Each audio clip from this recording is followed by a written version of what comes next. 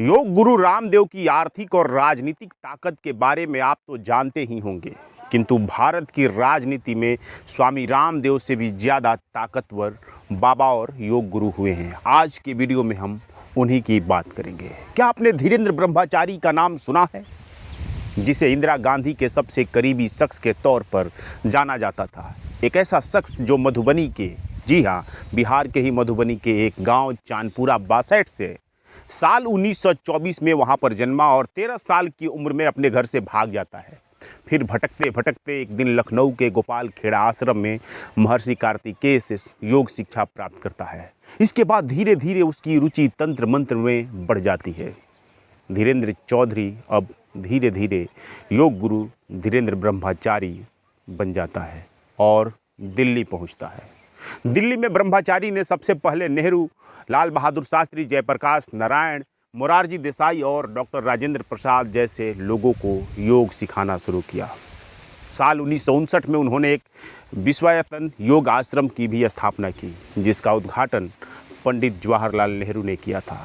नेहरू से करीबी बढ़ी तो धीरे धीरे वो इतना करीब हुआ कि उनके घर पर जाकर वो योग तो सिखा ही रहा था, तो नेहरू जी ने कहा कि अब बेटी उनकी इंदिरा को भी योग सिखाओ। और फिर इसके बाद इंदिरा गांधी जैसी आयरन लेडी को धीरेंद्र ब्रह्मचारी अपनी मुट्ठी में कर लेता है। नेहरू की मृत्यु के बाद उसकी हैसियत गांधी परिवार में और तेज़ी से बढ़ती गई।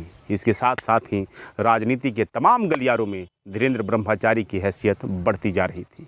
उसकी हैसियत ऐसी थी कि तब के गोल मार्केट स्थित एक ज़मीन को अपनी संस्था के नाम ट्रांसफ़र करवाने के लिए तब के आवास राज्य मंत्री इंद्र कुमार गुजराल को उसने धमकाया कि उनके नाम पर यदि ज़मीन ट्रांसफ़र नहीं हुआ तो वो उनका डिमोशन करवा देगा। और जब काम नहीं हुआ तो उसने ऐसा ही करवा दिया, यानी उमाशंकर दीक्षित को उस विभाग का कैबिनेट मंत्री बना करके गुजराल के ऊपर में बैठा दिया गया। गुजराल की हैसियत बता दी गई। वो पंडित जवाहरलाल नेहरू को योग सिखाने पीएम आवास में पहुंचने वाला शख्स धीरे धीरे इंदिरा गांधी के इतना करीब आता है, इतना करीब कि जब मेनका गांधी इंदिरा गांधी के घर से बाहर निकाली जा रही थी तो उस समय धीरेंद्र ब्रह्मचारी इंदिरा गांधी के साथ मौजूद था, यानी उनके पक्षधर के रूप में उनके साये की तरह उनके साथ होता था। उसकी दिनचर्या यह थी कि वह रोज़ इंदिरा गांधी को 1 घंटे योग सिखाता था। कहा जाता है कि इंदिरा गांधी ने अमेरिकी फोटोग्राफर डोरोथी नॉर्मन को एक पत्र लिखा था,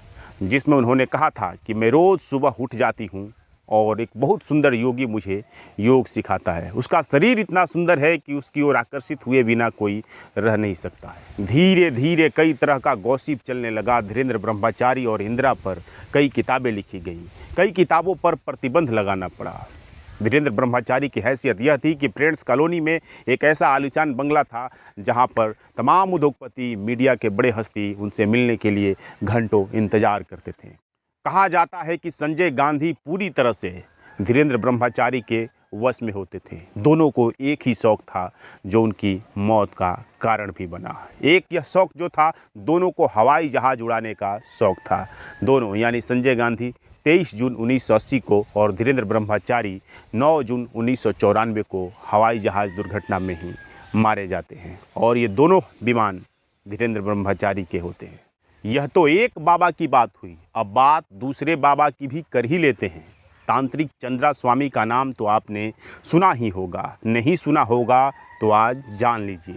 तांत्रिक चंद्रा स्वामी भी धीरेंद्र से कम प्रभावी नहीं रहे हैं, लेकिन ये योग नहीं सिखाते थे, बल्कि ये एक तांत्रिक थे। भविष्यवाणी और दिमाग पढ़ने में निपुण इन्हें माना जाता था। चंद्रा स्वामी का भारत ही नहीं बल्कि दुनिया के कई देशों के नेताओं, बिजनेसमैन, राष्ट्र प्रमुख हो पर प्रभाव उनका था। वे भारत के तत्कालीन प्रधानमंत्री पीवी नरसिम्हा राव के सबसे नज़दीकी सलाहकारों में एक माने जाते थे।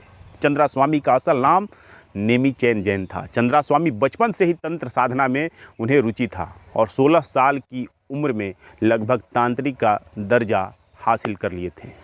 साल 1991 में पीवी राव नरसिम्हा जब देश के प्रधानमंत्री बने, तब कहा जाता है कि चंद्रा स्वामी में क्षमता थी कि वह किसी को मंत्री बना सकते हैं, किसी को हटा सकते हैं।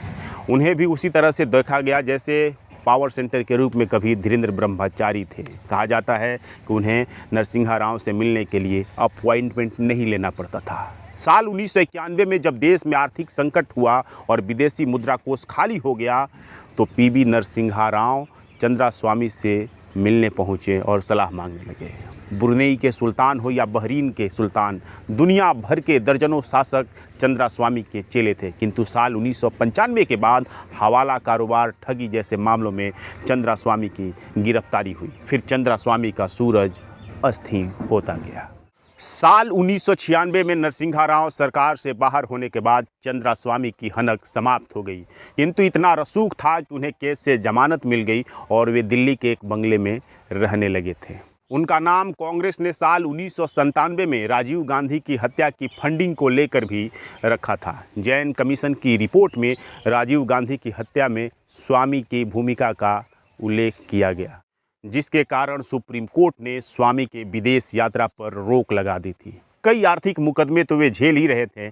ऐसे ही एक दिन 23 मई 2017 को चंद्रास्वामी की मौत हो गई। तो जो